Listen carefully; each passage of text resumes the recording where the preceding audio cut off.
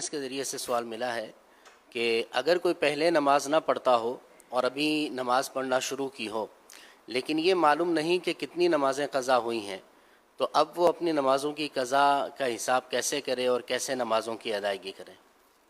یہ وقتاً فوقتاً یہ سوال ہوا ہے پہلے بھی، تو عرض کرتا ہوں کہ اس میں اگر یاد ہے کہ کب بالغ ہوا تھا اور یہ یاد نہیں کہ کب سے نمازیں چھوٹی ہیں، کتنی چھوٹی ہیں، کچھ پتہ نہیں،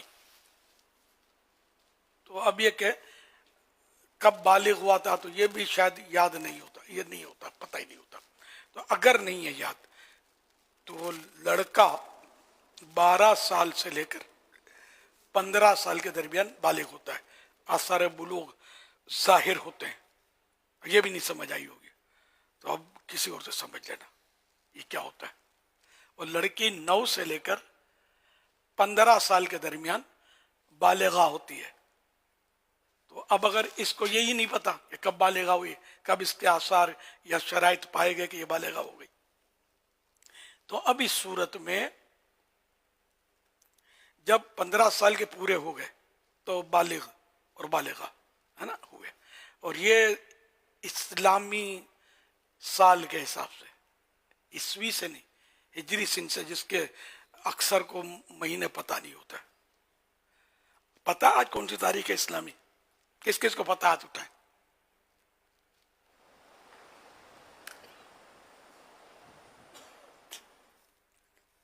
کیا حالت ہے یار، پتہ ہی نہیں ہے. انگلش تاریخ کس طرح ہے آج، یہ کس کس کو پتہ ہے؟ یہ بھی نہیں پتہ، تھوڑوں کو پتہ یہ بھی نہیں. اکول معاملہ جا رہا ہے. چلو وہ تو بھول جائیں، انگلش تاریخ تو مجھے بھی یاد نہیں ہے، اسلامی تاریخ یاد ہے مجھے. آج ربیع الاخر شریف کی 6ٹھی شب ہے، سکستھ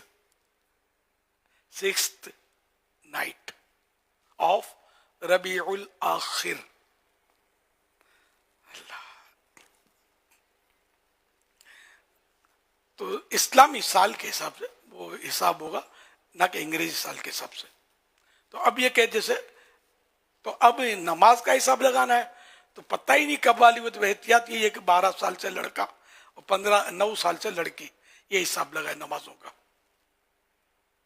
اور روز کی مطلب 5 نمازوں کا یہ قضا کرنی ہے. کس طرح کہ فجر کی 2 فرضوں اور وطر کی قضا کرنی ہے.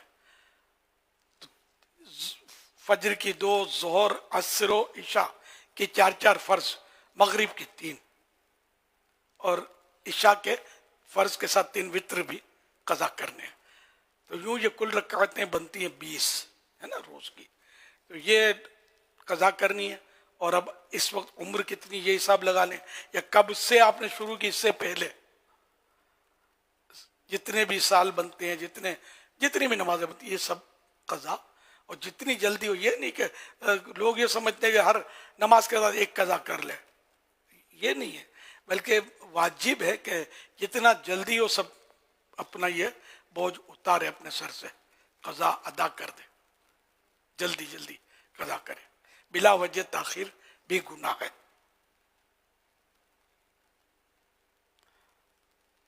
مزید اس کی تفصیلات اس میں ہیں، اپنے قضا نماز کا طریقہ مکتبۃ المدینہ کا رسالہ ہے، اور نماز کے احکام میں بھی ہے.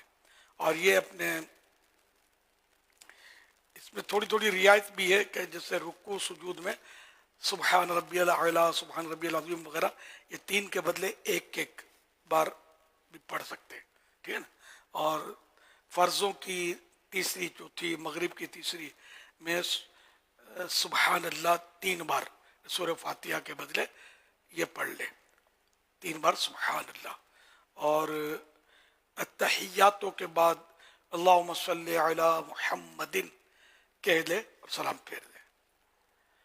اور وطر کی جگہ اللہم، وطر میں تکبیر قنوت، 3ری رکعت میں تکبیر قنوت، جب سورہ فاتحہ اور سورت ملا کر تکبیر قنوت کہتے ہیں نا، اس کو تکبیر قنوت کہتے ہیں، تو واجب ہے. تو یہ اللہ اکبر کہہ کر اب تکبیر وہ دعائے قنوت جو ہے اس کی جگہ یہ پڑھ لے اللہم اغفر لی، یا 3 بار یہ کہہ لے اللہم اغفر لی، اور اب اسی طرح رکوع سجود وغیرہ. تو یہ تھوڑی تھوڑی تخفیف بھی بیان کی ہوئی ہے.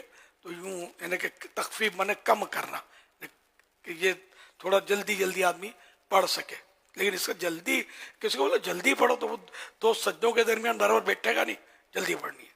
یہ تو واجب ہے بیٹھنا. جلسہ جس کو پورا بیٹھنا ہے، رکوع کے بعد پورا کھڑا ہونا ہے.